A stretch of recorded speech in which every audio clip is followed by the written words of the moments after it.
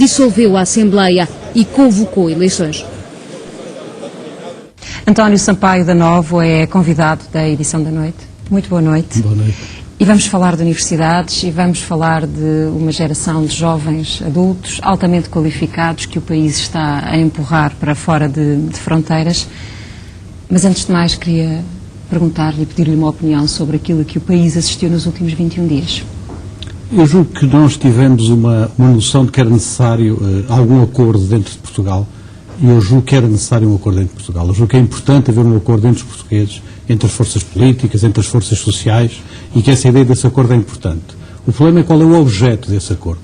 E o objeto desse acordo só pode ser a Europa. Só pode ser nós termos uma presença mais forte na Europa, uma capacidade negocial mais forte, sermos capazes de renegociar os termos do memorando, sermos capazes de renegociar a dívida, dir-me-ão que não depende de nós, é verdade que não depende, dir-me-ão que somos pequenos, é verdade que somos pequenos, mas é a única hipótese que temos, não é? É conseguir esse acordo entre as diversas forças políticas para conseguirmos outros termos de entendimento no plano da nossa relação com a Europa, que é o único espaço onde está, no fundo, a nossa salvação. Eu creio que, se não conseguirmos isso, dificilmente conseguiremos uma saída para esta crise. Não é? É verdade que é difícil, mas eu julgo que era a Clarice Lispector que andava no bolso com um papelinho que dizia que todas as grandes coisas se fizeram para sair de uma dificuldade ou de um beco sem saída. Eu acho que essas grandes coisas é o que nós podemos fazer agora. É preciso, dir-me-ão que é impossível, eu pelo meu lado gosto de coisas impossíveis, de maneira que acho que era sobre isso que nós devíamos estar a falar, mais do que em acordos internos relativamente, enfim, pouco significativos para aquilo que nós temos que enfrentar como povo e como país. Até porque esses acordos internos, pelo menos a nível político, ficámos bem entendidos na semana passada que não são possíveis, pelo menos com consistência e com uma capacidade de visão para o futuro. No seu pensamento político, nos últimos tempos, percebemos que acredita que estão a surgir da sociedade alguns movimentos que podem vir a ter a capacidade de ser alternativos ao sistema político tal como ele funciona. Está a falar de que movimentos? Estou a falar de duas coisas, de dois movimentos que são diferentes, mas que são muito importantes, na minha opinião. Nós criamos uma legislação, do ponto de vista eleitoral, do ponto de vista da orgânica política em Portugal, que é uma legislação que protege excessivamente os partidos. Era necessário fazer isso. Vínhamos de 48 anos de ditadura, era preciso uma proteção, era preciso blindar um pouco os partidos, e isso foi importante para a consolidação da democracia em Portugal. Mas isso levou também à criação de uma classe política relativamente opaca, pouco transparente, pouco qualificada e, sobretudo, com uma dimensão de impunidade extremamente forte. Não é? Chegamos a um momento em que isto tem que se abrir, do ponto de vista das leis e do ponto de vista das práticas, tanto numa renovação interna dos partidos, que é uma renovação dos partidos de abertura a cidadãos, de abertura através de primárias, através de muitos movimentos que existem em muitos lugares, em muitos países do mundo, como de uma renovação externa, a partir de uma maior presença dos movimentos sociais, a partir de uma maior presença do que eu designo pelos espaços públicos de decisão, pelos espaços de deliberação pública, quer seja na área da educação, quer seja na área da cultura, quer seja na área local, e isso tem que ser reforçado. A democracia precisa dessa renovação, desse revigoramento, não é? Que vai muito para além do que são os partidos e que vai muito para além do enquadramento que foi necessário para a nossa fase da vida política nos últimos 39 anos, mas que hoje em dia não chega para enfrentarmos os problemas que temos pela frente. Professor, a questão é que a maior parte dos partidos tem exatamente o discurso, a ideia que defendeu agora, eu já ouvi no discurso dos partidos, mas depois não acontece nada. Eles estão sempre de portas abertas às bases, a cidadãos, a independentes, mas não passa de floreado, porque depois quem manda de facto somos partidos e alguém tem que mudar a lei eleitoral. E não é no interesse destes. Não. Mas o que eu julgo é que há hoje na sociedade portuguesa, resultado também da situação de crise que se gerou, a emergência de muitos movimentos sociais, de muitas pessoas com vontade de intervir, de muitas pessoas que provavelmente não teriam nenhuma intenção na sua vida ter algum tipo de atividade política ou de uma atividade mais interveniente e que, no entanto, sentem essa necessidade hoje.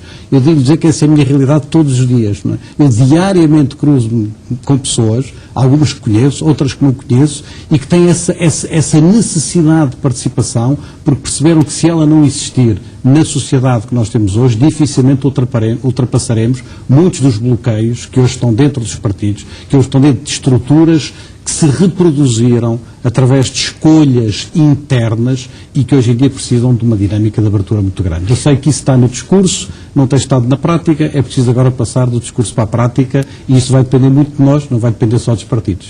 Ontem, na comunicação que o Presidente da República fez ao país, ele dizia que os partidos hão de chocar contra a realidade e perceber, ou a realidade há de obrigá-los a conseguir, de facto, um acordo de futuro, a médio e longo prazo para o país. O Presidente da República infantilizou os partidos ou deseja ele próprio que a realidade e a sociedade se envolva neste processo de uma outra forma? Mas o que é preciso, que todos nós temos que criar hoje dinâmicas de compromisso, dinâmicas de envolvimento aos mais diversos níveis. E eu, se tivesse que escolher um compromisso, não é, hoje, dos portugueses, não é o compromisso com o combate ao desemprego e, em particular, ao desemprego jovem. Portugal não tem grandes riquezas, Portugal não tem grandes matérias-primas. O que é que nós temos? Temos hoje uma geração qualificada, como a Ana Lourenço dizia no princípio, temos hoje conhecimento e temos que pôr esse conhecimento e essa geração qualificada em conjunto ao serviço do desenvolvimento de Portugal. Não é?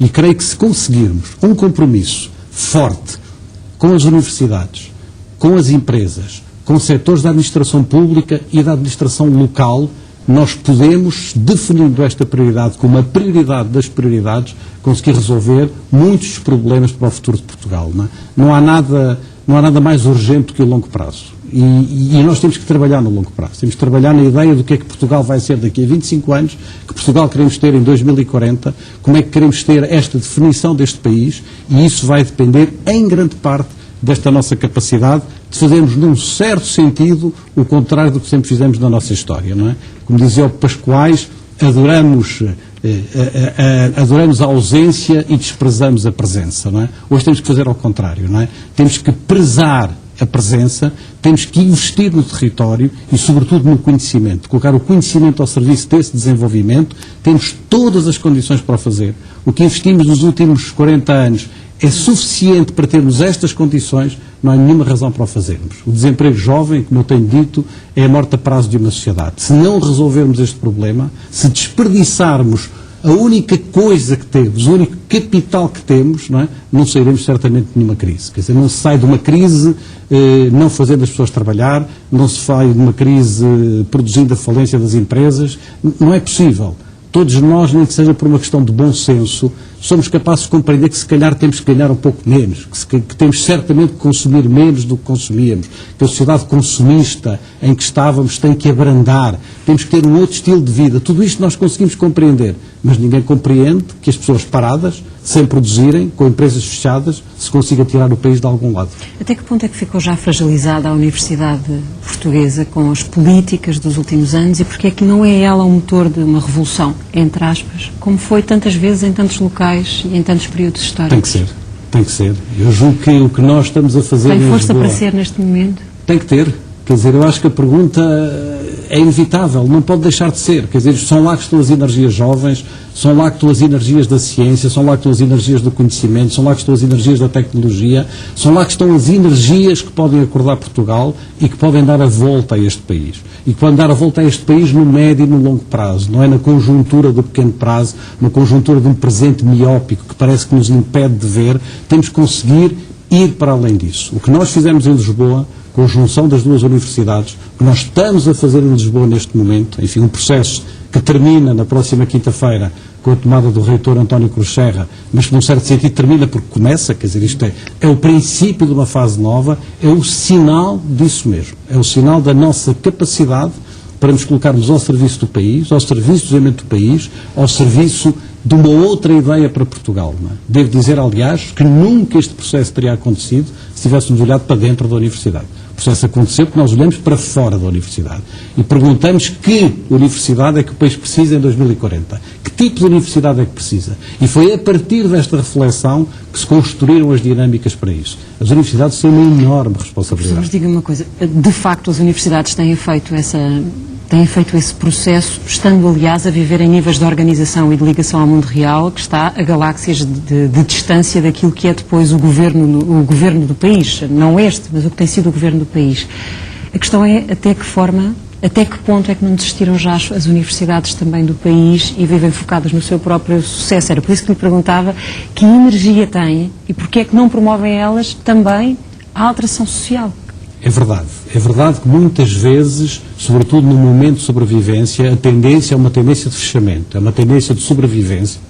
E nós justamente quisemos fazer ao contrário, não é? Mas é verdade também que as universidades, de um modo geral, e aliás também os institutos politécnicos, têm hoje uma ligação à realidade em muitos domínios que lhes permite potenciar muitas coisas que não era possível há uns anos atrás. Se nós conseguíssemos imaginar, por uma vez, não é, uma utilização inteligente dos fundos comunitários, se conseguíssemos imaginar por uma vez que esses fundos comunitários serviam não para criar mais dependência, como no passado, mais autoestradas, mais dívidas, mais infraestruturas, mais subsídios, menos agricultura, mas que por uma vez serviam para criar mais independência para o país. E a independência cria-se a partir da riqueza, a partir da indústria, não é a indústria do passado, das novas indústrias que incorporam conhecimento. A partir do conhecimento, a partir da tecnologia, as universidades seriam instituições centrais para conceber essa utilização desses fundos comunitários em ligação com as empresas e com a administração, e não tenho nenhuma dúvida que fariam isso muitíssimo melhor do que se fez até agora nos últimos 25 anos com a utilização desses fundos comunitários. Há uma frase sua recente. Com a utilização desses fundos comunitários. Há uma frase sua recente que eu vou citar, que é: hoje sabemos de ciência certa que a austeridade não é alternativa. Como é que se sobrevive depois na ligação com o poder? E com o poder que decide mais a austeridade? É verdade. Que esse é o grande problema. Eu acho que um poder que continue nesse caminho, não é, cego, depois termos ouvido o que ouvimos do FMI, depois termos ouvido o que ouvimos do Ministro Vítor Gaspar, depois termos ouvido o que ouvimos de toda a gente, não é? Seria a pior das cegueiras. Não é? Seria, a meu ver, um desastre para Portugal se isso persistisse nessa dimensão. Eu julgo que nós temos a consciência hoje de que a austeridade é uma ideologia forte, que está a servir de pretexto para ajustar muitas contas com muitas coisas que aconteceram em Portugal do ponto de vista da democratização e da construção do Estado Social, não é? E que a austeridade não é a realidade e apenas a realidade. Quer dizer, seria muito inocente pensar isso, não é? É evidente que temos que ter mais rigor, com certeza.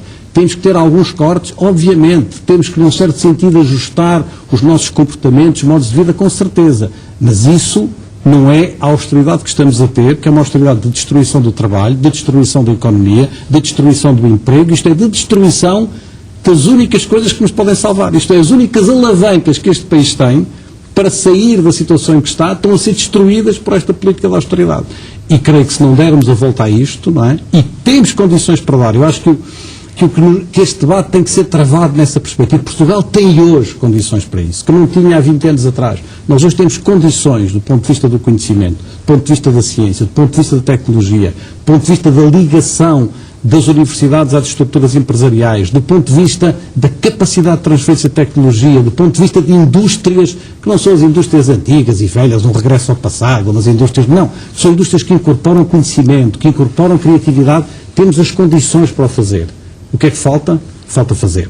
Para isso é preciso o quê? Vontade política, determinação e ser capaz de não nos deixarmos fechar nesta espécie de cegueira que nos está a impedir de ver. O que é que sente um reitor de uma universidade que sabe que está a desenvolver academicamente trabalhadores de outros países? Sente uma angústia muito grande, sobretudo quando isso é feito sem reciprocidade. Porque quando isso é feito com reciprocidade, isso é uma coisa positiva. É muito bom que os nossos jovens vão para o estrangeiro, é extraordinário. Não consigo imaginar o que seria a minha vida sem ter estado muitos anos no estrangeiro. Quando isso é feito num quadro de mobilidade, de reciprocidade, isso é uma coisa muito positiva. Quando isso é feito como uma fatalidade, não é? E sobretudo como uma fatalidade que está a destruir esta geração qualificada, é uma espécie de uma angústia enorme em relação aos jovens, mas é também uma espécie de uma angústia enorme em relação ao país, em relação a em que é que nós estivemos a investir, em que é que o país esteve a pôr as suas energias para chegar aqui. Eu creio que esse é o ponto central. E se tivéssemos uma política e não pudéssemos fazer mais nada, fazíamos isso. E se fizéssemos isso bem feito, provavelmente Portugal conseguiria encontrar soluções para sair da crise em que está. Professor, depois de passar o testemunho ao próximo reitor, vai resistir a ter uma atividade política mais intensa e mais visível? Repare, eu nunca tive nenhuma atividade política, não tenho esse desejo nem essa ambição, não é? Mas julgo que todos, nesta altura... Quando falo em ambição, já estamos a pensar no quadro dos partidos. Eu estava só a falar em atividade política, não quer partidária. dizer, no sentido em que eu acho que nós hoje temos todos uma obrigação grande, quer dizer, eu julgo que nós sentimos todos hoje, não é? Isso eu acho que é das coisas positivas, no meio de tantas coisas negativas da crise, é um despertar de uma maior consciência social, que se nota muito, nota-se nos jovens, nota-se nas pessoas de meia idade, nota-se em muita gente, que há uma vontade hoje genuína de tentar contribuir, não é, do ponto de vista da sua intervenção social, cívica, política, etc. Não é? E é evidente que se eu puder também, em algum momento, ajudar nesse processo, não vou, obviamente, eu acho, dizer que não, é? Quer dizer, eu acho que quando as pessoas... Tal como não disse nos encontros da Aula Magna, por exemplo. Como nunca disse nos encontros da Aula Magna e muitos outros encontros antes, muitos outros encontros depois, não é? Não digo, quer dizer, acho que quando nós tomamos a palavra, assumimos certas responsabilidades, não é? Assumimos também a responsabilidade dessa palavra, a responsabilidade dessa visibilidade, criamos expectativas que temos obrigação de estar à altura delas, num certo sentido, e eu não deixarei de estar na medida das minhas possibilidades. E nós atentos. Professor, muito obrigada por ter aceitado este convite da edição da noite. Muito obrigado Boa noite. também.